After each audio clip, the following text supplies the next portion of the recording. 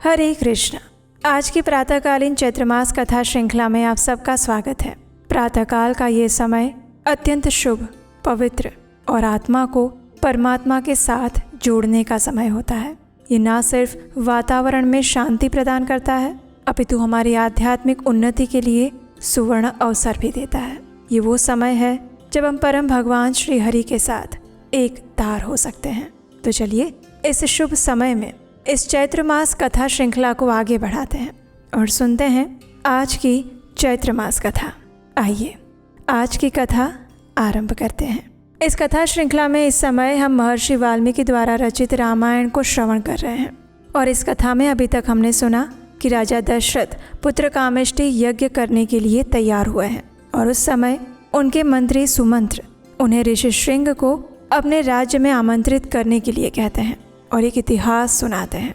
अपने मंत्री की इस बात को सुनने के बाद राजा दशरथ ऋषि श्रृंग को लेकर आने के लिए अंग देश के लिए प्रस्थान करते हैं। अब आगे की कथा सुनते हैं। सुमंत्र का वचन सुनकर राजा दशरथ को बड़ा हर्ष हुआ। उन्होंने मुनिवर वशिष्ठ जी को भी सुमंत्र की बातें सुनाई और फिर उनकी आज्ञा लेकर रानीवास की रानियों और मंत्रियों के साथ अंग देश के लिए प्रस्थान किया, जहाँ पर विप्रवर ऋषि श्रृंग निवास करते थे। मार्ग में अनेक वनों और नदियों को पार करके वे धीरे धीरे उस देश में जा पहुंचे जहां मुनिवर ऋषि श्रृंग विराजमान थे। वहां पहुंचने पर उन्हें द्विज श्रेष्ठ ऋषि श्रृंग रोमपाद के पास ही बैठे दिखाई दिए। वे ऋषि कुमार प्रज्वलित अग्नि के समान तेजस्वी जान पड़ते थे। तत्पश्चात राजा रोमपाद ने मित्रता के नाते अत्यंत प्रसन्न हृदय से महाराज दशरथ का शास्त्रोक्त विधि अनुसार पूजन किया, स्वागत किया और बुद्धिमान ऋषि कुमार ऋषि श्रृंग को राजा दशरथ के साथ अपनी मित्रता की बात बताई।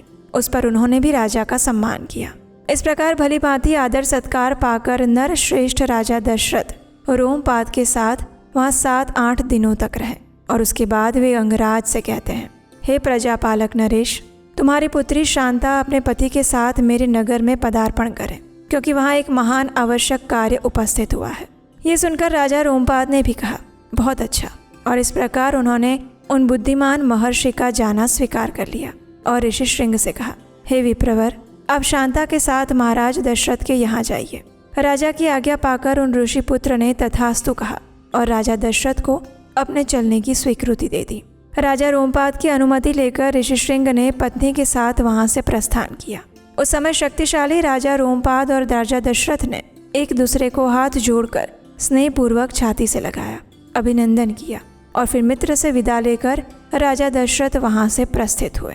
राजा दशरथ ने पूर्ववासियों के पास अपने शीघ्रगामी दूत भेजे और कहा कि समस्त नगर को शीघ्र ही सुसज्जित किया जाए, सर्वत्र धूप की सुगंध फैले, नगर की सड़कों को झाड़ बुहार कर उन पर पानी का छिड़काव किया जाए और सारा नगर ध्वजा पताकाओं से अलंकृत हो।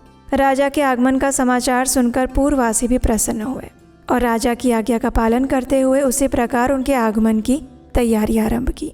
तत्पश्चात राजा दशरथ ने शंख और दुंदुभी आदि वाद्यों की ध्वनि के साथ ऋषि श्रृंग को आगे करके अपने सजे सजाए नगर में प्रवेश किया। उन द्विज कुमार का दर्शन करके सभी नगरवासी प्रसन्न हुए।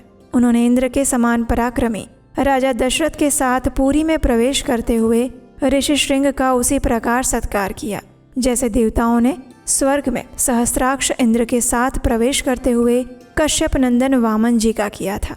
ऋषि को अंतःपुर में ले जाकर राजा ने शास्त्र विधि के साथ उनका पूजन किया और उनके निकट अपने आप को कृतकृत्य समझा। विशाल लोचना शांता को भी इस प्रकार अपने पति के साथ आई हुई देखकर अंतःपुर की सभी रानियों को बड़ा हर्ष हुआ। वे आनंद मग्न हो गई।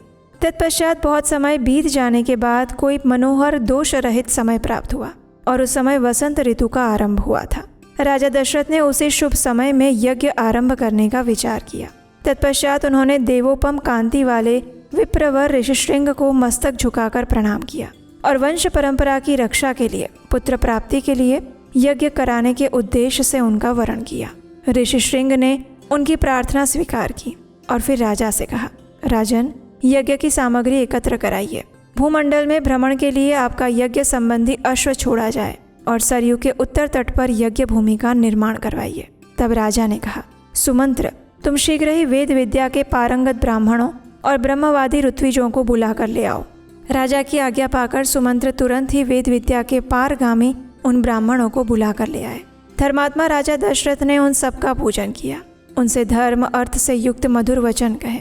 उनसे कहा, हे महर्षियों, मैं पुत्र के लिए निरंतर संतप्त रहता हूँ। उसके बिना इस राज्य आदि से भी मुझे सुख नहीं मिलता। अतः मैंने ये विचार किया है कि पुत्र के लिए अश्वमेध यज्ञ का अनुष्ठान करूं। इसी संकल्प के अनुसार मैं अश्वमेध यज्ञ का आरंभ करना चाहता हूं। मुझे विश्वास है कि ऋषि पुत्र ऋषिशृंग के प्रभाव से मैं अपनी संपूर्ण कामनाओं को प्राप्त कर लूंगा। राजा दशरथ के मुख से निकले हुए इस वचन की वशिष्ठ आदि सभी ब्राह्मणों ने साधु साधु कहकर बड़ी सराहना की। और इसके बाद ऋषिशृंग आदि महर्षियों ने राजा दशरथ से पुनः बात कही, महाराज, यज्ञ सामग्री का संग्रह कीजिए, यज्ञ संबंधी अश्व छोड़ा जाए और सरयू के उत्तर तट पर यज्ञ भूमि का निर्माण किया जाए। तुम यज्ञ द्वारा सर्वथा 4 अमित पराक्रमी पुत्र प्राप्त करोगे, क्योंकि पुत्र के लिए तुम्हारे मन में ऐसे धार्मिक विचार का उदय हुआ है। ब्राह्मणों की बात सुनकर राजा को बड़ी प्रसन्नता हुई। उन्होंने बड़े हर्ष के साथ अपने मंत्रियों से ये शुभ अक्षरों वाली बात कही, गुरुजनों की आज्ञा के अनुसार तुम लोग शीघ्र ही मेरे लिए यज्ञ की सामग्री जुटाओ। शक्तिशाली वीरों के संरक्षण में यज्ञ अश्व छोड़ा जाए और उसके साथ प्रधान ऋत्विज भी रहें। सरयू के उत्तर तट पर यज्ञ भूमि का निर्माण हो। शास्त्रोक्त विधि अनुसार क्रमशः शांति कर्म, पुण्यावाचन आदि का विस्तार पूर्वक अनुष्ठान किया जाए। यदि इस श्रेष्ठ यज्ञ में कष्टप्रद अपराध बन जाने का भय न हो तो सभी राजा इसका संपादन कर सकते हैं, और इसलिए मेरा ये यज्ञ जिस प्रकार विधि पूर्वक संपन्न हो सके वैसा उपाय किया जाए। तब बहुत अच्छा ये कहकर सभी मंत्रियों ने राजा दशरथ के उस कथन का आदर किया और उनकी आज्ञा अनुसार सारी व्यवस्था कर दी। वर्तमान वसंत ऋतु के बीत जाने पर जब दूसरा वसंत आया तब 1 वर्ष का समय पूरा हो गया। उस समय शक्तिशाली राजा दशरथ संतान के लिए अश्वमेध यज्ञ की दीक्षा लेने के निमित्त वशिष्ठ जी के पास गए। वशिष्ठ जी को प्रणाम करके राजा ने न्यायतः उनका पूजन सत्कार किया और फिर पुत्र प्राप्ति का उद्देश्य लेकर उन द्विज श्रेष्ठ मुनि से कहा, हे ब्राह्मण, आप शास्त्र विधि के अनुसार मेरा यज्ञ कराइए और यज्ञ के अंगभूत अश्व संचारण आदि में ब्रह्म राक्षस आदि जिस प्रकार विघ्न न डाल सके वैसा उपाय कीजिए। आपका मुझ पर विशेष स्नेह है, आप मेरे सूर्य हैं। ये जो यज्ञ का भार उपस्थित हुआ है इसको आप ही वहन कर सकते हैं। और तब ऋषि वशिष्ठ ने राजा से कहा, हे नरेश्वर, तुमने जिसके लिए प्रार्थना की है वो सब मैं अवश्य करूँगा।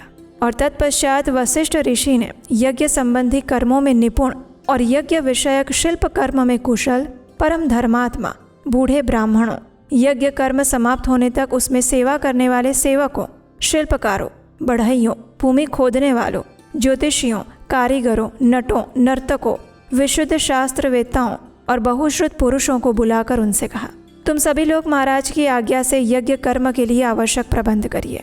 शीघ्र ही कई हजार ईंटें लाई जाएं।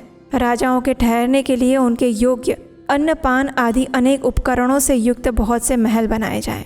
ब्राह्मणों के रहने के लिए सैकड़ों सुंदर घर बनाए जाएं और वे सभी गृह बहुत से भोजनीय अन्न पान आदि उपकरणों से युक्त हो, आंधी और पानी आदि के निवारण में समर्थ हो। इस प्रकार पूर्ववासियों के लिए भी विस्तृत मकान तैयार किए जाएं। दूर से आए हुए राजाओं के लिए पृथक पृथक महल बनाए जाएं। घोड़े और हाथियों के लिए शालाएं बनाई जाएं। साधारण लोगों के सोने के लिए घरों की व्यवस्था हो। विदेशी सैनिकों के लिए भी बड़ी बड़ी छावनियां बनाई जाए। जो घर बनाए जाएं उनमें खाने पीने की प्रचुर सामग्री रहे। उनमें सभी मनोवांछित पदार्थ सुलभ हों। नगरवासियों को बहुत सुंदर अन्न भोजन के लिए देना चाहिए और वो भी विधिवत सत्कार पूर्वक दिया जाए, अवहेलना करके नहीं। ऐसी व्यवस्था होनी चाहिए जिससे सभी वर्ण के लोग अच्छे से सम्मान प्राप्त करें। काम और क्रोध के वशीभूत होकर भी किसी का अनादर नहीं करना है। जो शिल्पी मनुष्य यज्ञ कर्म की आवश्यक तैयारी में लगे हों उनका तो बड़े छोटे का ख्याल रखकर विशेष रूप से आदर करना चाहिए। जो सेवक या कारीगर धन और भोजन आदि के द्वारा सम्मानित किए जाते हैं वे सब परिश्रम पूर्वक कार्य करते हैं। उनका किया हुआ सारा कार्य सुंदर ढंग से संपन्न होता है। उनका कोई काम बिगड़ने नहीं पाता और इसलिए तुम सब लोग प्रसन्नचित होकर ऐसा ही करो। और ये सब कुछ सुनकर उन सभी लोगों ने वशिष्ठ ऋषि से कहा, हे ऋषिवर, आपको जैसा अभिष्ट है उसी के अनुसार सारी अच्छी व्यवस्था की जाएगी। कोई भी काम बिगड़ने नहीं पाएगा। आपने जैसा कहा है वैसा ही हम करेंगे और उसमें कोई त्रुटि नहीं आएगी। और उसके बाद ऋषि वशिष्ठ आमंत्रण भिजवाते हैं सभी राजाओं को और अन्य महान लोगों को। और वो कौन कौन थे वो हम सुनेंगे हमारी इसी चैत्र मास कथा श्रृंखला की अगली कड़ी में, कल प्रातःकाल, आपके अपने चैनल उपदेशाष्टकम पर। हरे कृष्ण।